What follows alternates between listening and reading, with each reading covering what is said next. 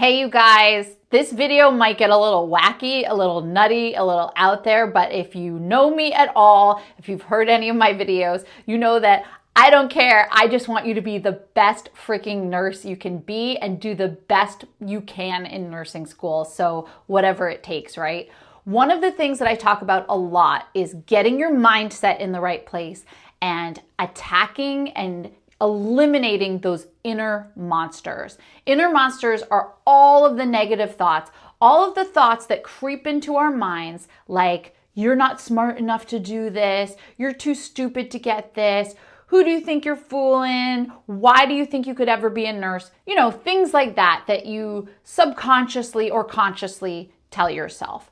Well, we're going to take it a step further today because I think we all have an alter ego, an inner monster, an inner judge. And if we can take the time to recognize them and even give them a name and a face, then we can say, when they show up, we can say, you know what?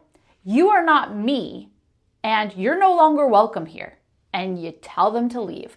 So I would like to introduce you to my alter ego. She's horrible. Her name is Margot. This is how I think of her. And hopefully you're seeing the picture pop up. She's really mean. She's a total snob. She just says the most horrible things. She's that friend that you think to yourself, why am I friends with them? Why are they even here? They're so negative. They're so toxic. And she creeps into my brain, and she's really, really sneaky and really tricky, because what she does is she convinces me that she's me. And I start to believe some of this BS that she feeds me. Like, Lauren, who do you think you're fooling? Like, why do you think people are even going to watch your videos? Why would you do this? That kind of thing. Oh, sorry, my new watch is going off. I've got this new watch to time respirations of patients. Anyway, Margot, horrible, horrible, horrible, horrible. And we all have our own inner Margot. So think about it. What would yours look like? Give them a name, give them a face, and start to recognize when they're coming in and what they're saying to you and if you're believing it. Some other things that they can tell you are things like, you don't need to study. You're fine. Just watch another Netflix show. Just keep on binging because this doesn't really matter. You're going to be just fine. They tell us little lies like that. They also let us lose our patience. They're at the root of why we get angry, why we lose our temper, those kinds of things. And they come into exams all the time. And Margot got me to change my answer a bunch of times. She gets into your head, he, she, they, whoever, they get into your head and they say, that's not the answer. You should change it. You should really think about that more. Margot is responsible for all of my overthinking in an exam. So all those times that I had the right answer and I changed it, I blame Margot. And you know what? I wish I had been aware of her presence before, because I only just discovered her recently. It dawned on me. I have this other person that lives inside of me. Her name is Margot, and she's not welcome here.